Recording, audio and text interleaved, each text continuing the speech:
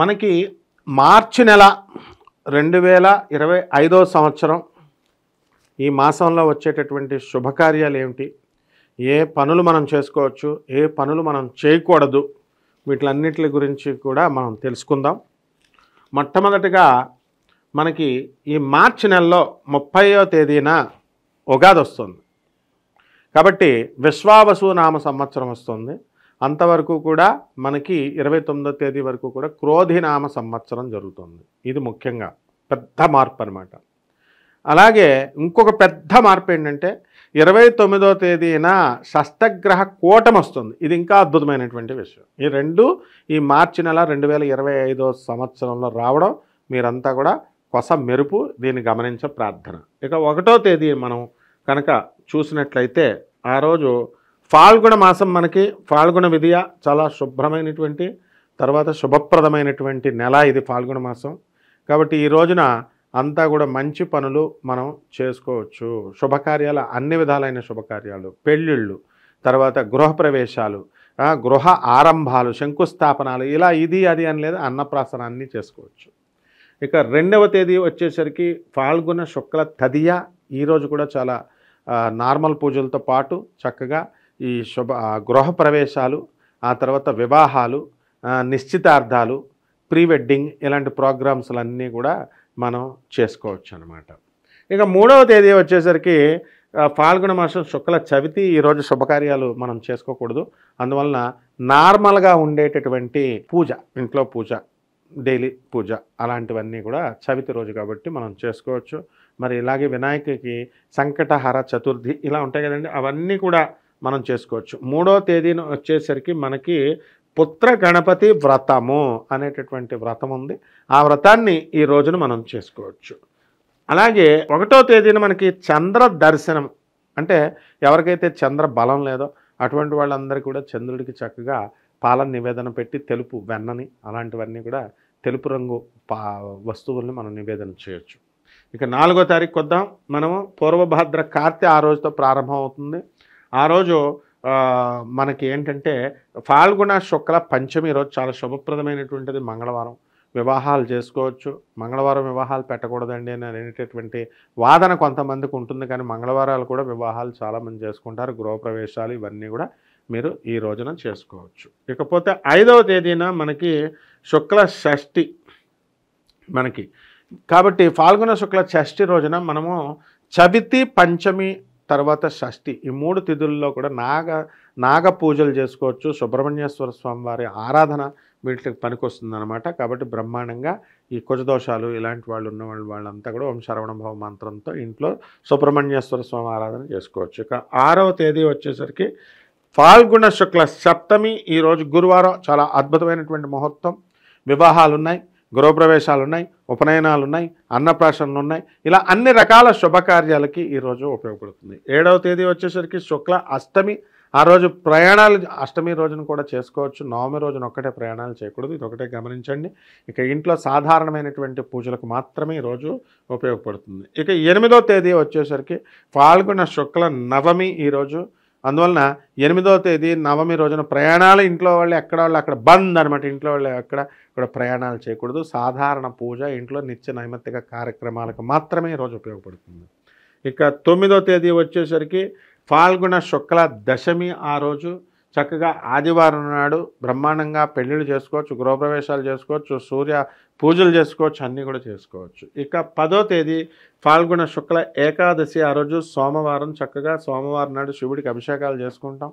ఫాల్గుణ మాసం కాబట్టి శుభకార్యాల అన్నిటికీ కూడా పనికొస్తుంది. ఆ రోజు మతత్రయ ఏకాదశి. ఆ రోజు తర్వాత దువ్వ, బల్లిపాడు అని పశ్చిమ గోదావరి జిల్లాలో ఉన్నాయి, మా ఊరు పక్కన తణుకు దగ్గర. అక్కడ మదన గోపాలస్వామి కళ్యాణం జరుగుతుందండి. అలాగా మిగతా గోళ్ళల్లో కూడా కొన్ని గోళ్ళల్లో వేణుగోపాలస్వామి కళ్యాణాలు ఇవన్నీ కూడా ఆ రోజు ఏకాదశి రోజున జరుగుతాయి. ఉపవాసం చేయండి ఆ రోజు ఖచ్చితంగా.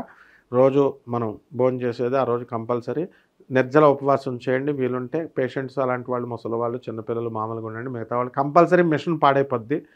మీకు ఏదైనా వాహనం వేడెక్కిందనుకోండి, కొంచెంసేపు ఆపుతాం కదా, అలా ప్రతి నెల 2 ఏకాదశి రోజున ఉపవాసం చేయాల్సిందే. ఉపవాసం చేయకుండా కనుక ఉన్నట్లయితే మన ఆరోగ్యం మనకి దెబ్బతింటుంది. అలాగే అన్నం అస్సలు ముట్టుకోకూడదు. అన్నంలో మారన్ అనేటటువంటి ఒక రాక్షసుడు ఉంటాడు. శ్రీ మహావిష్ణువు చంపినటువంటి రాక్షసుడు ఆ బియ్యపు గింజల్లో ఉంటాడు కాబట్టి ఆ రోజు ఎట్టి పరిస్థితుల్లో ఏకాదశి రోజున భోజనాలు చేయకండి. ఇకపోతే మంగళవారము ఫాల్గుణ శుక్ల ద్వాదశి ఆ రోజు బ్రహ్మాండంగా మీరు భోజనాలు చేయొచ్చు, ఉపవాస విరమణ చేసుకోవచ్చు, చక్కగా శుభకార్యాలు అన్నీ కూడా చేసుకోవచ్చు. గృహప్రవేశాలు ఇలాంటివి వివాహాలకు పనికిరాదు. ఇక 12వ తేదీ మనకి శుక్ల త్రయోదశి ఫాల్గుణ మాసము బుధవారము శుభ్రంగా అన్ని పెళ్ళిళ్ళు శోభనాలు తర్వాత ప్రీ వెడ్డింగులు ఇలాంటివన్నీ కూడా గృహప్రవేశాలు శంకుస్థాపనాలు అన్నిటికీ పనికొస్తుంది అనమాట. అన్నప్రాసనలు అన్నిటికీ కూడా. ఇక ఫాల్గుణ దీన్ని ఈ రోజున 13వ తేదీ ఫాల్గుణ శుక్ల చతుర్దశి ఈ రోజున హోళికా పౌర్ణిమ అంటాము. ఈ రోజున ఈరోజు హోళీ పండుగ. అందువలన ఈ రోజున రంగులు వేసుకోండి, అందరూ ఒకళ్ళ మీద ఒకళ్ళు జల్లుకోండి, సెలబ్రేట్ చేసుకోండి. డీజేలు పెట్టుకుంటున్నారు బ్రహ్మాండంగా. నార్త్ ఇండియన్ కల్చర్ ఇక్కడికి వచ్చేసింది. డీజేలు పెట్టుకొని డ్యాన్సులు వినాయక చవితిలాగా అవన్నీ కూడా చేస్తున్నారు. కాబట్టి పోలీస్ పర్మిషన్లు తీసుకోండి, లేకపోతే డీజేలు పోలీసు వాళ్ళు వచ్చి తీసుకుపోతారు. కాబట్టి ఈ విధంగా ఆ రోజున మనము 13వ తేదీన హోళిక ఇది. అందువలన ఆ రోజు ఏ శుభకార్యాలు చేయకూడదు, ఒక్క హోలీ పండగ సెలబ్రేషన్ చేసుకోండి.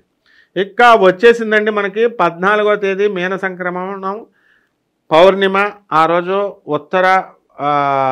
పౌర్ణిమ రోజున శుభకార్యాలు అన్నీ కూడా చేసుకోవచ్చు. ఆ రోజు శుక్రవారం పౌర్ణిమ వచ్చినటువంటి రోజున లలితాదేవి, వారాహీదేవి, ప్రత్యంగరాదేవి ఇలా దేవీ సాధన అంతా కూడా బ్రహ్మాండంగా ఆ రోజు చేసుకోవచ్చు. శుభకార్యాలు అన్ని రకాల శుభకార్యాలు చేసుకోవచ్చు. ఇక 15వ తేదీ వచ్చేసరికి ఫాల్గుణ బహుళ పాడ్యమి ఆ రోజు. కాబట్టి ఈ రోజున మనం అంతా కూడా శుభకార్యాలు ఏమీ లేవండి. ఈ రోజున సాధారణ పూజ చేసుకోవడం తప్ప. ఇక 16వ తేదీ వచ్చేసరికి బహుళ ఫాల్గుణ విధియ ఆ రోజు 16న శుభకార్యాలు కొన్ని చేసుకోవచ్చు.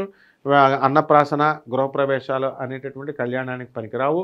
ఇక 17వ తేదీ సోమవారం నాడు ఫాల్గుణ బహుళ తదియ ఆ రోజు వివాహాలన్నీ కూడా చేసుకోవచ్చు. శుభకార్యాలు అన్ని రకాలవి. ఉత్తర భాద్ర కార్తె అంటామండి. ఇక 18వ తేదీ వచ్చేసరికి మనకి సంకష్టహర చతుర్థి శుక్ర మూఢమే ప్రారంభం. ఇక్కడ మూఢం ప్రారంభమైన తర్వాత ఏ శుభకార్యాలు అన్ని స్టాప్, మామూలు పూజలు తప్ప. కాబట్టి ఈ రోజున సంకటహర చతుర్థి వినాయకుడి వ్రతం చేసుకోండి, వినాయకుడి పూజ చేసుకోండి. ఇక 19వ తేదీ మామూలు పూజలు మాత్రమే, పెళ్లి చూపులు మాత్రమే. శుక్ర మూఢమి, అసలు పెళ్లి చూపులు ఇంకా ఎక్కువ మాట్లాడితే పెళ్లి చూపులకు కూడా వెళ్ళకూడదు. కాబట్టి చిన్న చిన్న మీరు ఇంట్లో పూజలు ఇలాంటివి మాత్రమే చేసుకోవాలా. అసలు పెళ్లి ముహూర్తాలు కానీ పెళ్లి ప్రస్తావన కానీ దేనికి పనికిరాదు. శుక్రుడు ఫుల్ ఇల్లులు కట్టుకోవడాలు ఇల్లులు ఏమీ కూడా పనికిరావు అనమాట. ఇక 20వ తేదీ సాధారణ పూజ. ఇక 21వ తేదీ సప్తమి ఆ రోజు ప్రయాణాలకు పనికొస్తుంది. చిన్న చిన్న అన్నప్రాసనలు ఇలాంటివన్నీ కూడా చేసుకోవచ్చు. 22వ తేదీ వచ్చేసరికి బహుళ అష్టమి ఆ రోజున మామూలు ఇంట్లో పూజ చేసుకోవడం తప్ప ఏమీ లేదండి. ఇక 23వ తేదీ బహుళ నవమి ఆ రోజు. బహుళ నవమి రోజున మనకి ఏం చేస్తామంటే శుభకార్యాలు అన్నీ కూడా ఏమీ లేవు, ప్రయాణాలు కూడా చేయకూడదు, ఇంట్లో మామూలు సాధారణ పూజ. ఇక 24వ తేదీ వచ్చేసరికి బహుళ దశమి ఆ రోజు. ఇంట్లో అన్నప్రాసన ఇలాంటి కార్యక్రమాలు మీరు ఉపనయనాలు కూడా చేయకూడదు. ఇలాంటివి అన్నప్రాసన చిన్న చిన్న శుభకార్యాలు చేయొచ్చు. చెవులకి ఒత్తులు కుట్టించడం ఇలాంటివన్నీ కూడా రింగులు. అలాగే 25వ తేదీ వచ్చేసరికి మతత్రయ ఏకాదశి ఆ రోజు ఉపవాసం ఉండి తీరాల్సిందే. ఇంట్లో సాధారణ పూజలు చేసుకోండి. 26వ తేదీన ఇంట్లో సాధారణ పూజ చేసుకోవాలా. బహుళ ద్వాదశి ఆ రోజున. 27వ తేదీన షబ్ ఈ ఖాదర్ ఈ రోజున ముస్లిం ఫంక్షను. ఆ రోజు చక్కగా మనందరం కూడా 27వ తేదీన మనము త్రయోదశి కాబట్టి పూజలు చేసుకోవచ్చు, చిన్న చిన్న అన్నప్రాసన ఇలాంటి కార్యక్రమాలు చేసుకోవాలి. అలాగే 28వ తేదీన బహుళ ఫాల్గుని చతుర్దశి ఆ రోజు. ఆ చతుర్దశి రోజున మనము 28న మాస శివరాత్రి కూడా శుక్ర మౌఢ్యమి త్యాగము ఆ రోజుతో మూడం పోయింది, శుక్రమూఢం. కాబట్టి ఇక నుంచి శుభకార్యాలు ఉంటాయి.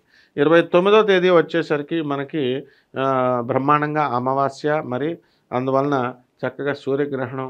మరి ఈ యొక్క రోజున అమావాస్య రోజున మనము అంతా కూడా షష్టగ్రహ కూటం వచ్చింది. దీని ప్రభావం వలన చాలామంది మీకు భయపెడుతున్నారు, ఇవి అనర్థాలు జరుగుతాయి, అవి అనర్థాలు జరుగుతాయి. ఏ విధమైనటువంటి అనర్థాలు జరగవు. కాబట్టి చక్కగా హ్యాపీగా మీరు షష్టగ్రహ కూటమిని మీరు ఎంజాయ్ చేయండి, సూర్యగ్రహణాన్ని చూడండి. అండ్ ఎవరైతే బిర్లా ప్లానెటోరియం వాళ్ళు చెప్తారు, సైంటిస్టులు చెప్పిన దాని ప్రకారం ఆ యొక్క ఆ కళ్ళజోళ్ళు అవి పెట్టుకొని మీరు చేసుకోండి. అంతేగాని డైరెక్ట్ మాత్రం చూడకండి. ఇక మూఢనమ్మకాలకు దూరంగా వెళ్ళండి. ఆ తర్వాత సైంటిస్టులు చెప్పిన ప్రకారం మాత్రమే వెళ్ళండి. ఇక 30వ తేదీ మన ఉగాది వచ్చేసింది, కొత్త సంవత్సరం, క్రోధినామ సంవత్సరానికి గుడ్ బై కొట్టేసాం, విశ్వావసునామ సంవత్సరం వచ్చింది. ఈ రోజున ఉగాది పండగ మనం చాలా ధూమ్ధామ్గా సెలబ్రేట్ చేసుకుంటాము. ఆ తర్వాత మనం వసంత ఋతువు ప్రారంభమైపోయింది, ఉగాది చంద్రదర్శనం, హేమంత ఋతువు వెళ్ళిపోయింది. మరి ఇప్పుడు మనకు చేసుకోవాల్సింది ఏంటంటే ఉగాది రోజున అందరూ కూడా దేవాలయాలకు వెళ్ళిపోయి కిక్కిరిసి చేసేస్తారు. దేవాలయాలకి మీరు అన్ని రకాల దేవాలయాలకి వెళ్ళండి, అంతేగాని అందరూ ఒకే దేవాలయం మాకు సెంటిమెంట్ ఉందండి మేము వెంకటేశ్వర స్వామి గుడికి వెళ్తామని అని బిజీ చేసేయద్దు. అక్కడ వికలాంగులు ఉంటారు, చిన్నపిల్లలు ఉంటారు, ముసలోళ్ళు ఉంటారు, తొక్కేస్తారు. ఇవన్నీ కూడా ముందు ఇవి జాగ్రత్తలు తీసుకోవాల్సినటువంటి అవసరం. ఏ దేవాలయానికైనా విష్ణు, రామ, కృష్ణ, శివ అలా డిస్ట్రిబ్యూట్ అయిపోండి దేవి దేవాలయాలు మీరు వెళ్ళేటటువంటి వాళ్ళు. ముందుగా ఉగాది పచ్చడి మాత్రం చేసుకొని తినండి.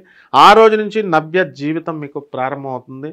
అండ్ ఇక 31వ తేదీ వచ్చేసరికి శుక్ల విద్య. ఈరోజు ఫాల్గుణ మాసంలో శుభకార్యాలన్నింటికీ కూడా పనికొస్తాయి. పెళ్ళిళ్ళు బ్రహ్మాండంగా మనం చేసుకోవచ్చు, కొత్త కొత్త వ్యాపారాలు పెట్టుకోవచ్చు, మంగళ షాపులు స్టార్ట్ చేసుకోవచ్చు, షాపులు, సాఫ్ట్వేర్ కంపెనీలు ఇవన్నీ కూడా చేసుకోవచ్చు. ఈ విధంగా ఈ నెలలో ఇవి అండి శుభకార్యాలు. జాగ్రత్తగా మీరంతా కూడా చేసుకోండి. నమస్కారం.